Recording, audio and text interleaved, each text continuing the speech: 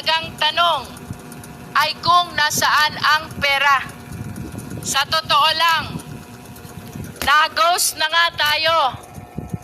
Tila kinagaslight pa tayo. Ang mas mahalagang tanong ay kung nasaan ang pera. Hinahanap mo ang pera, ang sabi ng 18 Marines, dineliver na kay BBM at pinatunayan ni Saldico na ngayon gusto nilang pauwiin sa Pilipinas para makontrol na nila, para ligtas na sila. Yung dun po sa pag-deliver kay BBM, bakit po parang hindi maibigay yung mga detalye? Pwede niyo po bang masabi yung exact details ng delivery ninyo kay BBM? May nagsabi kasi na 2 maleta, naging 5 maleta. Bakit po nagbabago ang detalye? 5 maleta po yung dinala namin yung kongsa dito sa bahay.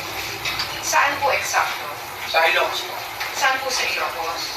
Nandun na po ma'am sa Pidavi.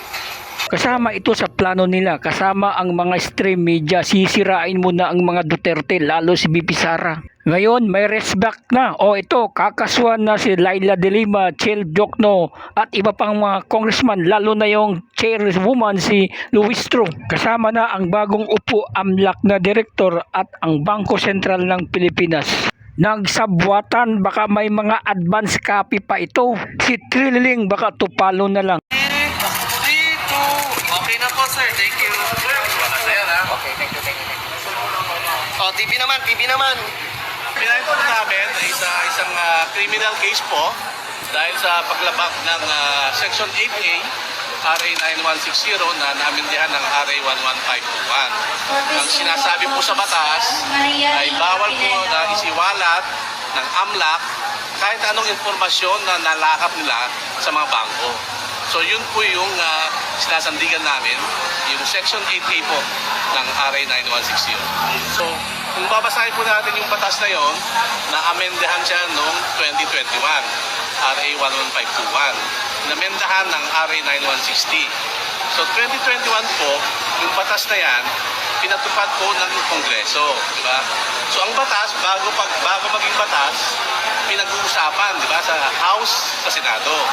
So kung meron silang gustong exception doon sa batas na yun, dapat nilagay nila. Ang Section 8A po ay malinaw. Nasabi ron, the AMLAC and its Secretariat shall not in any way disclose any information in any manner. So anong ibig sabihin ng in any manner? Sa kahit na anong pamaraan, hindi pwedeng maglabas ng informasyon ang AMLAC.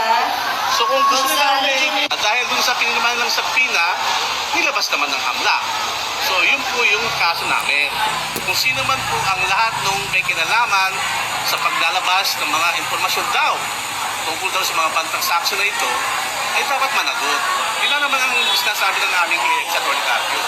Kung ano sinasabi sa batas, dapat sundin natin. Kung nilabag mo, ano gagawin mo pag nilabag? Di ba? Kasuhan ang kaso. Ganyan naman ang mga Duterte, di ba? Kapag sila ay nahuhuli, nabubuko o nasusukol, tatakbo sa korte. Karapatan po ni Numan na magsampa ng kaso. Ang tanong lamang po kung ito'y magpo-prosper. So, hindi na po hawak ng palasyo at ng Pangulo kung ano magiging desisyon ng korte. Ang mga korte po natin, ang mga judges natin, pati justices, ay matatalino. So, alam po nila kung anong dapat na gamiting batas at paano ito madidismiss o magkakaroon ng progress.